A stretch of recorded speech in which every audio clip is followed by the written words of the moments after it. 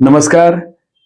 माझं पुणे सुंदर पुणे व्यासपीठाच्या वतीनं सार्वजनिक वाहतूक व्यवस्थेवर गेल्या एपिसोडमध्ये गेल्या भागामध्ये आपण प्रत्यक्ष चर्चा केली.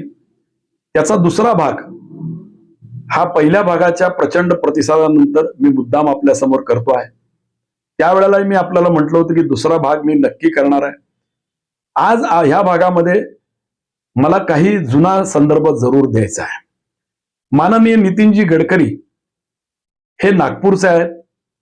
प्रत्यक्षामध्ये नितीनजींचा स्वभाव हा अतिशय स्पष्ट वक्ता आणि कामाशी संबंधित असलेल्या प्रत्येक विषयाला न्याय देणं ही त्यांची प्रतिमा आहे. त्यांनी एकदा खासगी गप्पांमध्ये जी गोष्ट सांगितली ती मी मुद्दाम या ठिकाणी सांगतो, कारण ती सार्वजनिक करायला काहीच हरकत नाही. ते म्हणले की विद्वानांची संख्या कमी नाही आहे, परंतु सोल्युशन देणाऱ्यांची संख्या कमी आहे. आणि ती गोष्ट मला खऱ्या अर्थाने भावली आहे. त्याचं कारण असं की नितीनजींनी प्रत्येक विषयाचं सोल्युशन दिलं. मुंबई पुणे रस्ता आणि त्यावरचं ट्रॅफिक हे 50 वर्षापूर्वी 40 वर्षापूर्वी एक्सप्रेसवे होण्यापूर्वी कसं होतं याच्या आठवणी आपण जरूर आठवण करा. आपल्या असं लक्षात येईल की आश्चर्य वाटेल लोकांना, परंतु 12-12 13-13 तास कधी कधी 24 तासाचं ट्रॅफिक जाम हे साऱ्यांनी अनुभवलं आहे.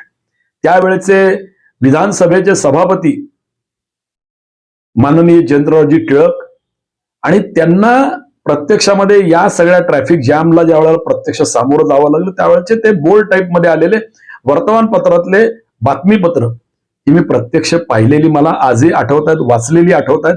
मी हे मुद्दाम आपल्याला सांगतोय. मी तुम्हाला एवढ्यासाठी सांगतो की पुण्याचा विस्तार जो झालाय तो चहूबाजूनी झालेला आहे. गेल्या ह्याच्यात मी म्हटलं की पुण्याला एक तरी नितीन गडकरी द्या, एक तरी देवेंद्र फडणवीस द्या, आणि ते दोनही देऊ शकतो अशा प्रकारची संधी केंद्राच्या नेतृत्वाने राज्याच्या नेतृत्वाने पुण्याला दिली आहे. पुण्यामधलं खासदारांचं जे नेतृत्व आहे, माननीय मुरलीधर अण्णा मोहोळ यांना केंद्रामध्ये मंत्री केलंय. दुसऱ्या क्रमांकाचे नेते महाराष्ट्रातले म्हणून ज्यांची ओळख आहे असे चंद्रकांत दादा हे पुण्याचे मंत्री आहेत, कोथरूडचे प्रतिनिधी आहेत. माधुरीताई या तर अनुभवीच आहेत आणि त्या देखील मंत्री आहेत. मेधाताई यांना पुण्याची नस माहिती आहे, पुण्याचं नेमकं काय केलं पाहिजे याविषयीचा त्यांच्याकडे कार्यक्रम आहे. म्हणून मी आपल्याला सांगतो की सार्वजनिक वाहतूक व्यवस्थेमध्ये जे मुद्दे आज आम्ही मांडतो आहोत ते नागरिकांचे मुद्दे आहेत. त्या मुद्द्यांवर आपण जरूर विचार करा. निर्णय करण्याची अधिकार आणि क्षमता तुमच्याकडे आहे, त्याप्रमाणे त्याचा तो अधिकार आपण नक्की वापराल असं आम्हाला वाटतं. येणाऱ्या मनपा निवडणुकांमध्ये माझ्यासारख्या नागरिकाला आणि माझ्यासारख्या मतदाराला हे कळलं पाहिजे की आपण भविष्य काळामध्ये या संदर्भातली योजना काय राबवणार आहोत.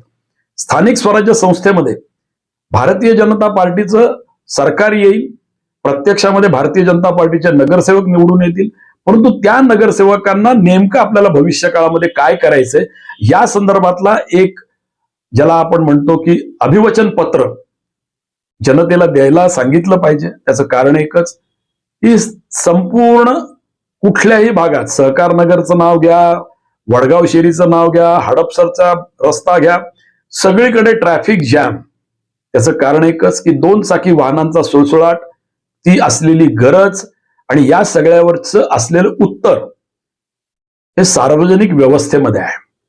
आणि सार्वजनिक व्यवस्थेसाठी दर 3 मिनिटाला प्रमुख ट्रॅकवर 25 सीटची एसी गाडी कॉन्ट्रॅक्टरच्या माध्यमातून आपण घेतली पाहिजे. त्याचं कारण एकच की आपण मोदींचे कार्यकर्ते आहोत, आपण नरेंद्र मोदींसारख्या प्रगल्भ नेतृत्वाचे कार्यकर्ते आहोत.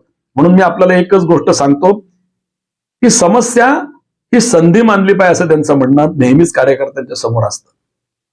आणि या समस्येला जर मी संधी मानणार असेल तर मी काय केलं पाहिजे.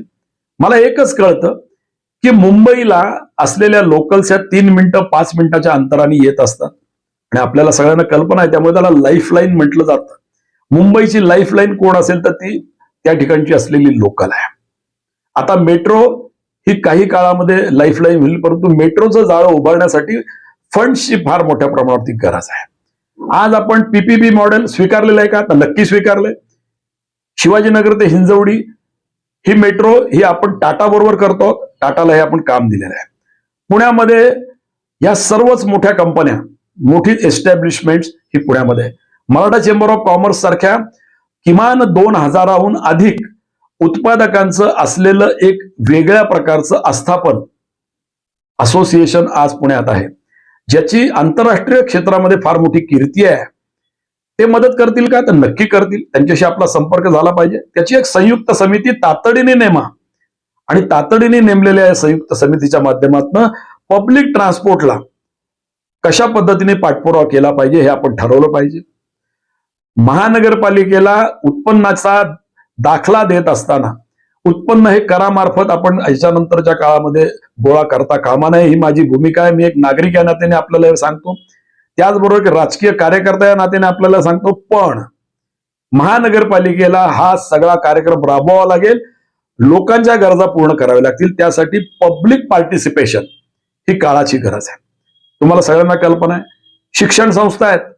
पुण्यातल्या नामांकित शिक्षण संस्थांमध्ये किमान 10 लाख विद्यार्थी राहायला आणि जाऊन येऊन पुण्यामध्ये असतो, हे सगळ्यांना माहिती आहे. हा 10 लाख विद्यार्थी रस्त्यावर येतो, याला पार्किंगची काय व्यवस्था आहे? प्रत्येक महानगरपालिकेने या प्रकारचा विचार केला पाहिजे, असं मी गेल्या एका एपिसोडमध्ये म्हटलं होतं. आज मी या ठिकाणी पुण्यासाठी सांगतो की सर्व एज्युकेशनल इन्स्टिट्यूटला स्वतःचं पार्किंग लॉट मल्टी स्टोरी उभं करण्याच्या संदर्भामध्ये कलेक्टरनी मिटिंग घ्यावी, कमिशनर साहेबांनी त्याला प्रतिसाद द्यावा, पोलीस कमिशनरांनी त्याच्या सहभागी व्हावं आणि या सगळ्याला राजकीय पूर्णतः पाठबळ हे मुरली अण्णा असतील, चंद्रकांत दादा असतील, मेधाताई असतील, माधुरीताई असतील यांनी द्यावं.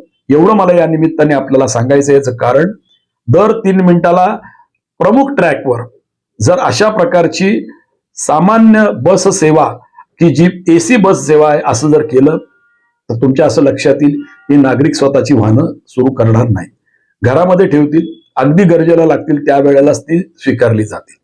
याचा मी एक महत्वाचा ट्रॅक सांगतो. स्वारगेट ते स्टेशन गंजपेठेतनं जाणारा हा जो ट्रॅक आहे हा अरुंद रस्त्याचा ट्रॅक आहे.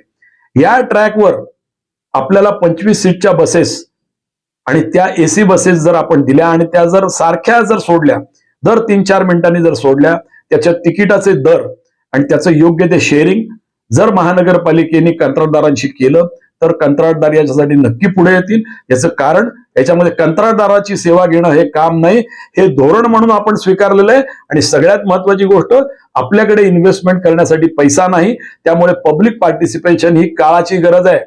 त्यामुळे ही काळाची गरज आपण पूर्ण करणार की नाही या संदर्भातलं आपलं व्हिजन डॉक्युमेंट हे येणाऱ्या महापालिकेच्या निवडणुकीच्या निमित्ताने आपण तयार करण्यासाठी आजच समिती नेमा. कुठलाही इव्हेंट करणं म्हणजे काम करणं नाही, जो कार्यक्रम आहे तो राबवणं म्हणजे काम करणं आहे.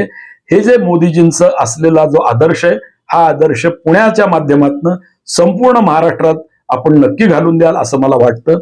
परत एकदा सगळ्यांच्या अपेक्षेत सांगतो की पुण्याला एक देवेंद्रजी हवेत, एक नितीनजी हवेत आणि ती ह्या नेतृत्वाकडनं अपेक्षा पूर्ण होईल. एवढंच एक मतदार या नात्याने, एक नागरिक या नात्याने, एक राजकीय कार्यकर्ता या नात्याने मी आपल्याकडनं अपेक्षा व्यक्त केली तर चुकीचं ठरणार नाही असं मला वाटतं. धन्यवाद.